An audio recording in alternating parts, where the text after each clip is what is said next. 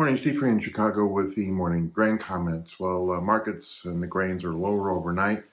Got the dollar lower and the stock market trying to open up a little bit better. Most of the commodities are lower.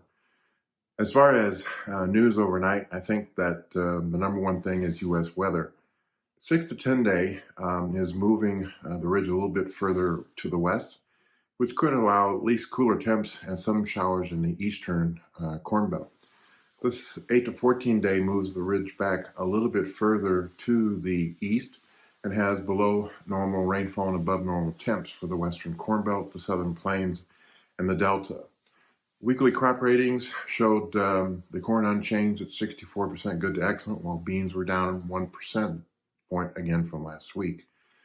Your best crops are in Iowa, Illinois, and Arkansas, Wisconsin, and improving in Minnesota. North Dakota crops are also rated good.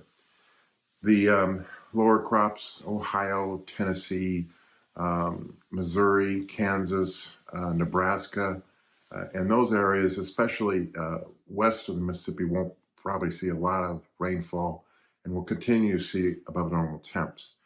Most crop scouts are still using a U.S. corn yield of 177 and a bean yield of 51.5.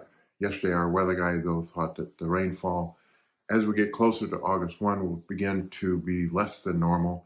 And in August, overall rainfall could be less than normal, which suggests we might have a good corn crop, but this bean crop could be under pressure. We also note that in Europe, a lot of headlines about record temperatures in London today and above normal temps across most of the European continent with below normal precip. Just one more day of these hot record temps in London, but again, the cool down is only down to, again, above normal temps. We also note that Argentina remains dry. Could be some showers midweek next week, but overall, Argentina is going to go in to August with below normal rainfall, and their corn crop plantings start in mid-September.